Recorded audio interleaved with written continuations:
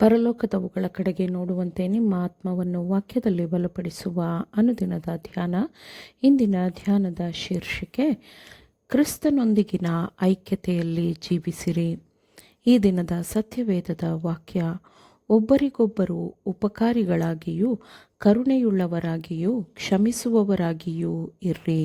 ಎಫೆಸದವರಿಗೆ ಬರೆದ ಪತ್ರಿಕೆ 4ನೇ ಅಧ್ಯಾಯ 32ನೇ ವಚನ.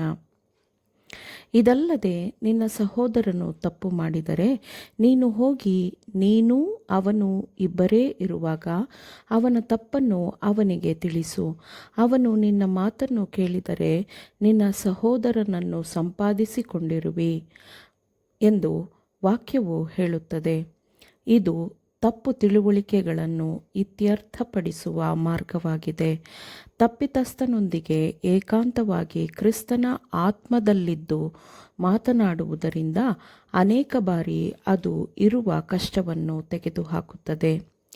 ನೀನು ಅವನು ಇಬ್ಬರೇ ಇರುವಾಗ ಕಷ್ಟವನ್ನು ಸರಿಪಡಿಸಲು ಪ್ರಯತ್ನಿಸುವ ಮೂಲಕ ನಿಮ್ಮ ಸಹೋದರನಿಗೆ ಕ್ರಿಸ್ತನಂತಹ ಪ್ರೀತಿಯನ್ನು ತೋರಿಸಿರಿ. ಒಟ್ಟಾಗಿ ಸಮಾಧಾನದಿಂದ ಮಾತನಾಡಿರಿ. ಯಾವ ಕೋಪದ ಮಾತುಗಳು ನಿಮ್ಮ ಬಾಯಿಂದ ಹೊರಬರಲು ಬಿಡಬೇಡಿರಿ. ಸಹೋದರನ ವಿವೇಚನೆಗೆ ಇಷ್ಟವಾಗುವ ರೀತಿಯಲ್ಲಿ ವಿಷಯವನ್ನು ಪ್ರಸ್ತುತಪಡಿಸಿರಿ. ಮತ್ತು ಅವನು ನಿಮ್ಮ ಮಾತನ್ನು ಕೇಳಿದರೆ ಅವನನ್ನು ನೀವು ಸ್ನೇಹಿತನನ್ನಾಗಿ ಪಡೆದುಕೊಂಡಿದ್ದೀರಿ ಎಂದಾಗುತ್ತದೆ.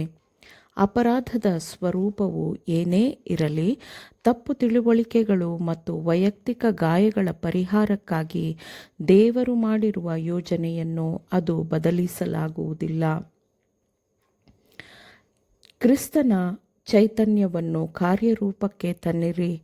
ದೇವರು ದಯಪಾಲಿಸಿರುವ ಯೋಜನೆಯ ರೀತಿಯನ್ನು ಪರಿಗಣಿಸಿ ಅದನ್ನು ಆತ್ಮೀಕವಾಗಿ ರೋಗಗ್ರಸ್ತನಾಗಿರುವವನ ಬಳಿಗೆ ಕೊಂಡೊಯ್ಯಿರಿ.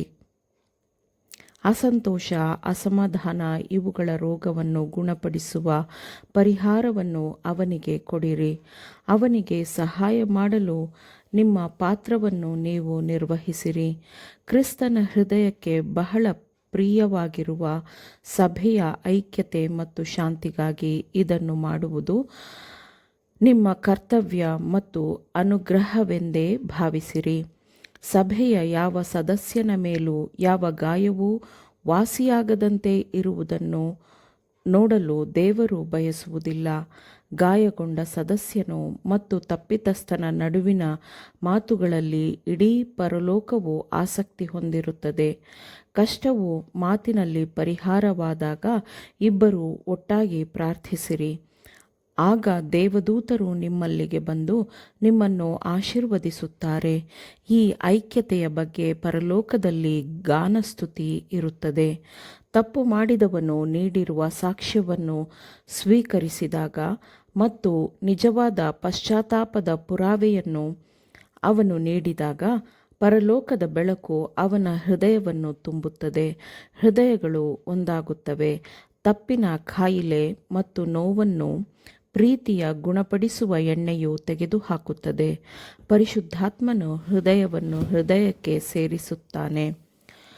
ಕ್ರೈಸ್ತೀಯ ಐಕ್ಯತೆಯಲ್ಲಿ ಒಂದಾಗಿರುವವರು ದೇವರಿಗೆ ಪ್ರಾರ್ಥನೆ ಸಲ್ಲಿಸುತ್ತಾರೆ ಮತ್ತು ನ್ಯಾಯಯುತವಾಗಿ ನಡೆದುಕೊಳ್ಳಲು, ಕೃಪೆ ಕರುಣೆಯನ್ನು ಪ್ರೀತಿಸುತ್ತಾ ದೇವರೊಂದಿಗೆ ನಮ್ರರಾಗಿ ನಡೆಯಲು ನಿರ್ಧರಿಸುತ್ತಾರೆ. ಅವರು ಇತರರಿಗೆ ಅನ್ಯಾಯ ಮಾಡಿದ್ದರೆ ಪಶ್ಚಾತ್ತಾಪದಿಂದ ತಪ್ಪೊಪ್ಪಿಗೆಯಿಂದ ಆಗಿರುವುದನ್ನು ಸರಿಪಡಿಸುವ ಕೆಲಸವನ್ನು ಮುಂದುವರೆಸುತ್ತಾರೆ. ಆಗ ರೋಗವು ಗುಣವಾಗುತ್ತದೆ. ಪರಸ್ಪರ ಒಳ್ಳೆಯದನ್ನು ಮಾಡಲು ಸಂಪೂರ್ಣವಾಗಿ ಅವರು ಸಿದ್ಧರಿರುತ್ತಾರೆ. ಇದು ಕ್ರಿಸ್ತನ ಆಜ್ಞೆಯ ನೆರವೇರಿಕೆಯಾಗಿರುತ್ತದೆ.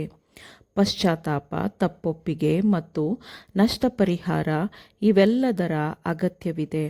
ಆದರೆ ಇವುಗಳಿಗೆ ಪಾಪವನ್ನು ಪರಿಹಾರ ಮಾಡಲು ಸಾಧ್ಯವಾಗುವುದಿಲ್ಲ. ಯಾಕೆಂದರೆ ಕ್ರಿಸ್ತನು ವೈಯಕ್ತಿಕವಾಗಿ ತನ್ನ ಭಕ್ತರಿಂದಲೇ ಅನ್ಯಾಯಕ್ಕೊಳಗಾಗಿದ್ದಾನೆ ಮತ್ತು ಪಾಪಿಯ ಅಪರಾಧಕ್ಕಾಗಿ ಸುರಿಸಿದ ತನ್ನ ರಕ್ತವನ್ನು ಮುಂದಿಡುವ ಮೂಲಕ ಕರ್ತನಾದ ಯೇಸು ಕ್ರಿಸ್ತನು ಮಾತ್ರ ಪಾಪಕ್ಕೆ ಪರಿಹಾರವನ್ನು ಕೊಡಲು ಸಾಧ್ಯವಾಗುತ್ತದೆ. ಅವನ ರಕ್ತವು ಎಲ್ಲ ಪಾಪಗಳನ್ನು ತೊಳೆಯಲು ಶಕ್ತವಾಗಿದೆ. ಆಮೇನ್. ದೇವರ ವಾಕ್ಯಗಳನ್ನು ಶ್ರದ್ಧೆಯಿಂದ ಆಲಿಸುವವರು ಮಾತ್ರವೇ ಆಗಿರದೆ ಪಾಲಿಸುವವರು ಆಗಬೇಕೆಂದು ನಿಮ್ಮನ್ನು ಉತ್ತೇಜಿಸುತ್ತೇನೆ. ಪರಿಶುದ್ಧಾತ್ಮನ ಸಹಾಯದಿಂದ ಆಲಿಸಿದ ನಿಮ್ಮೆಲ್ಲರಿಗೂ ಧನ್ಯವಾದಗಳು. ಮತ್ತೆ ದೈನಂದಿನ ಧ್ಯಾನಕ್ಕಾಗಿ ನಾಳೆ ಸಂಧಿಸೋಣ. ಆಮೇನ್.